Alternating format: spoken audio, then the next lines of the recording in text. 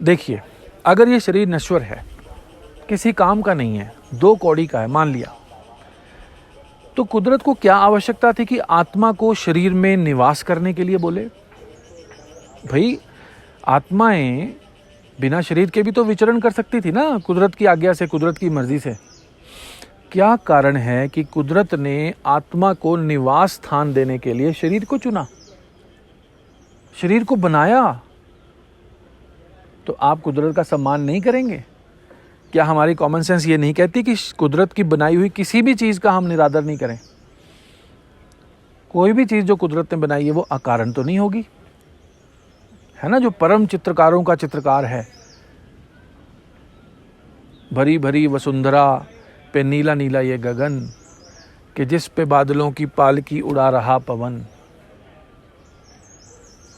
दिशाएं देखो रंग भरी, चमक रही उमंग भरी, ये किसने फूल फूल पे, ये किसने फूल फूल पे किया सिंगार है, ये कौन चित्रकार है, ये कौन चित्रकार, ये कौन चित्रकार है? जिस चित्रकार ने आपका शरीर खींचा है, शरीर का चित्र खींचा है, उसको कैसे आप उपेक्षा कर देंगे? तो शरीर सबसे ज़्यादा आपके नज़दीक है, शरीर सबसे ज़्यादा आपकी पकड़ में है। Your body is the most catchable, most approachable, most catchable of the 3 major parts of the ultimate gift of life. शरीर, मन और आत्मा में से शरीर सबसे ज़्यादा आपकी पकड़ में है, आपके करीब है, आप ही तो हो शरीर के पास। अभी तक तो हालतें ये हैं कि 90% लोग तो शरीर को ही स्वयं मानते हैं कि मैं शरीर ही हूँ, क्योंकि वही तो नज़र आ रहा है, मैं तो शरीर ही हूँ। और अगर उनको मन की कुछ कहानियाँ कहीं से पता चल भी गई हैं कि मन और आत्मा भी कोई चीज़ होते हैं, तो वो उनको कहानियों में मालूम है। मन का ना उन्होंने साक्षात्कार कभी किया है, आत्मा का ना कभी साक्षात्कार किया है, शरीर का ही साक्षात्कार रोज़ सुबह शाम 24 घंटे होता है। तो 90% जनता को तो शरीर का ही पता है, तो शरीर पे तो बात करनी ही पड़ेगी ना, राइट? तो बचपन से शरीर के साथ ज़बरदस्ती शुरू होती है, कुदरती नियमों का उल्लंघन, कॉमन सेंस को तिलांजलि हम शरीर को बचपन में ही दे देते हैं। हमें विटामिन्स पता है, कार्बोहाइड्रेट्स पता है, रनिंग का पता है, थकने का पता है। किसी बच्चे को आप पूछ के देखिए शरीर का सबसे महत्वपूर्ण हिस्सा कौन सा है। बड़ी संभावना है कि बच्चे आपसे कहेंगे, कुछ कहेंगे ब्रेन है, कुछ कहेंगे पाँव हैं, कुछ कहेंगे हृदय हैं। शायद ही कोई बच्चा आपसे ये कह पाए कि शरीर का सबसे महत्वपूर्ण बिंदु नाभि है। नाभि वो जगह है मित्रों, नाभि वो केंद्र है जहाँ से आप माँ के पेट में जीवन को लेते हैं। माँ का जीवन रस आपके भीतर शिफ्ट होता है, ट्रांसफ़र होता है नाभि के ज़रिए। नाभि वो बिंदु है जिसके इर्द गिर्द शरीर रचा गया है। नाभि वो पूरे वर्तुल का केंद्र है, पूरे शरीर का केंद्र है। और नाभि से ठीक नीचे आपका मूलाधार चक्र है। आपने 7 चक्रों की बातें सुनी होंगी। पहला चक्र, बेसिक चक्र मूलाधार है। मैं सारे चक्रों को आपको नहीं समझाऊंगा क्योंकि उनको अभी समझने की आपको ज़रूरत नहीं है। फिलहाल मैं चाहता हूं कि मेरे मित्र, मेरे युवा मित्र मूलाधार को समझ लें। मूल आधार, पेड़ की जड़ को मूल कहते हैं। मूलाधार, मूलाधार वो जगह है, वो केंद्र है जहां आपकी ऊर्जा की शुरुआत होती है। मैं ये नहीं कह रहा हूं कि ऊर्जा बनती है, क्योंकि ये तो सभी को पता है कि energy can neither be created nor be destroyed. लेकिन एनर्जी का पहला स्पंदन, एनर्जी का पहला चलना, एनर्जी का पहला कंपन, ऊर्जा का पहला तरंग वो मूलाधार से चलती है।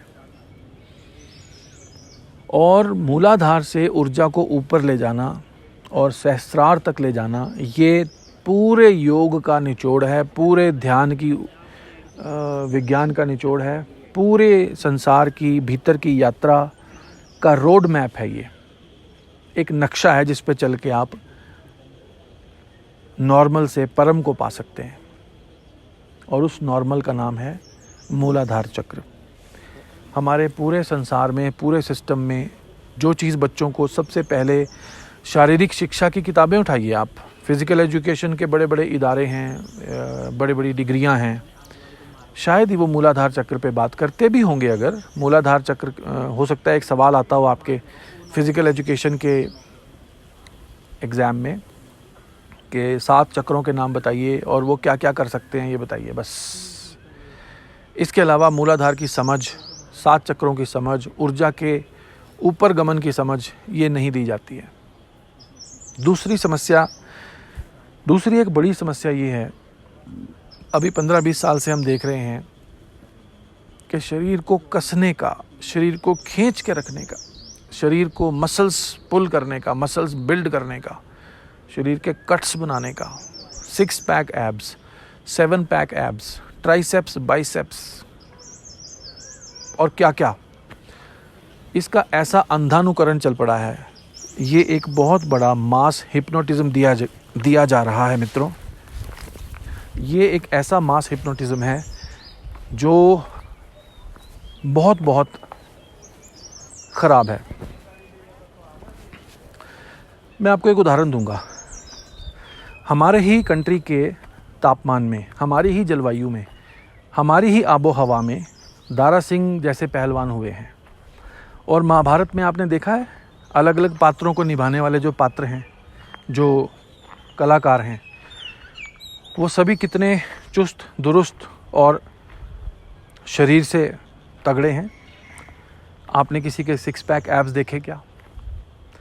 दारा सिंह और पहलवानों को, ज़्यादातर पहलवानों का शरीर देख के आप यही कहेंगे आम तौर पर नॉर्मली कि जी ये तो फूले हुए हैं।